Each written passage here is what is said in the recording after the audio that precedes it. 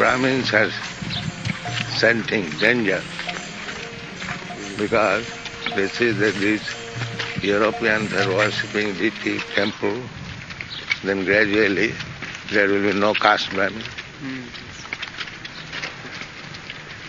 Prabhu also had difficulty with the caste Brahmins?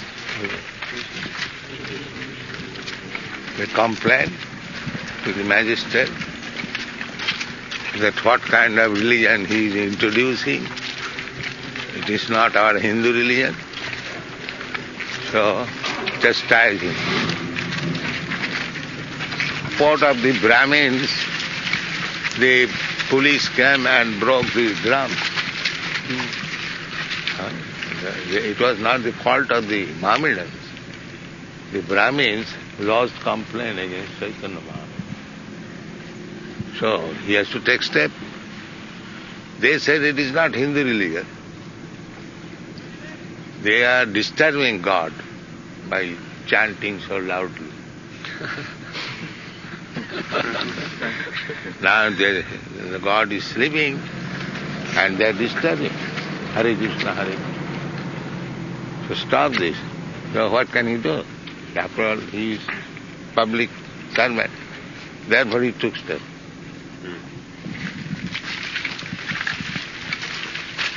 Come back from England myself, another boy who was doing library work there. Went there after India festival. And so many very important schools all around the world that are known all around the world are taking your books. Our last day was one of our most amazing days. We went to the Indian Office Library, the British government, because they've colonized India, they have so many books on India. This was the largest library like that in Europe. And the librarian, he looked at our books, and he says, yes, we should have all of these. So right on the spot, he ordered standing orders, 1 copy of every book. That same day, this was just 2 days ago, we went to the biggest bookstore in the world. They're so big that they have 3 blocks. They take up sort of like 3 blocks, and they have 3 levels, 3 floors. So we went to see the manager, the man who owns, the whole bookstore. And he says, well, I only deal with rare books. He says, well, this is why we've come to see you.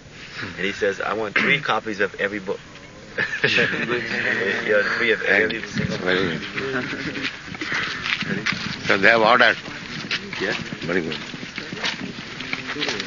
Just in a matter of about 7, 8 weeks, over 100 professors, taking your books there. Standing order? No, about 12 have taken about 10 taken standing orders, but others have taken books for use for their courses, or for their own reading and for their own edification. Big schools like Cambridge, Oxford, as soon as they see the books, they immediately want them. This is the rarest book. Not only rare, but rarest. There is no book throughout the whole world. Such book. Professor, he was reading your Bhagavad Gita. It was on his desk when I came into his office. Andre. Yeah. And he says, oh yes, I know the Bhaktivedanta books. I've just got this book from one of my colleagues. And he says, I showed him the books. He wanted the standing order. He teaches Sanskrit and Indian religions and Indian philosophy.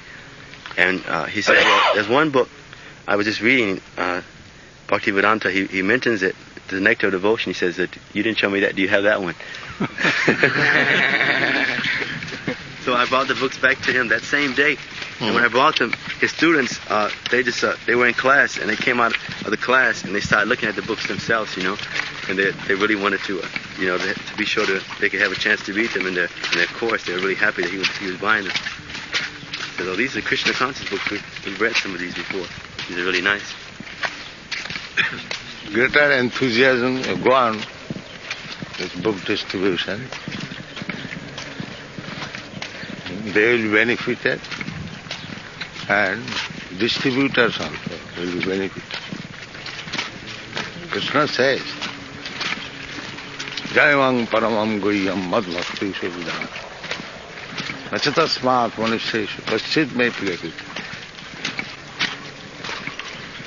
If you want to become quickly recognized by Krishna, then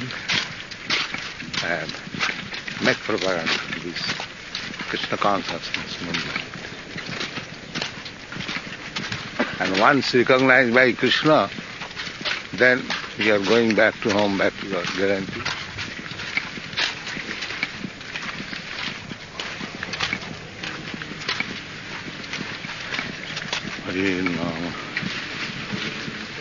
Sometimes we have heard that Kadasi is an inauspicious alignment of the planets, and therefore one has to counteract this inauspiciousness by more chanting. No. It is the most auspicious. And chanting is more effective.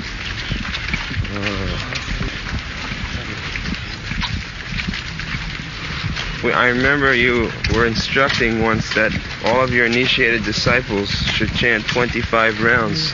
Minimum. Minimum on this day. Is that a rule that we should all follow in our temples? 20. We are 16 down. No, I mean on Ekadasi. Oh, yes. Ekadasi simply you should chant. No other business. Nirjala. No preaching work? Eh? Should they go out for preaching? No, those who are preaching, not for them. Oh. Those who are sitting idle, for them.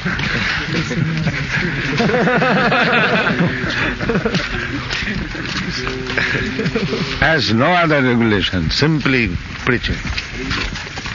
The preacher is so exalted. He hasn't got to follow any regulation. But don't take it.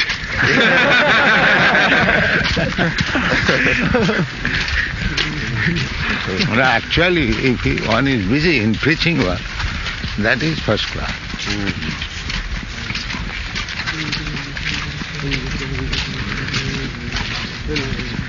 It's not my manufactured word, my Guru Maharaj. That Madhav Maharaj, when he was Brahmachari, his name was Haigri. So, he was to go somewhere. So, but he was sick. The Guru Maharaj was informed that he was sick and today is Ekadasi. He cannot take his regular meals. So, Guru said, no. He let him take immediately meals and go. For preaching.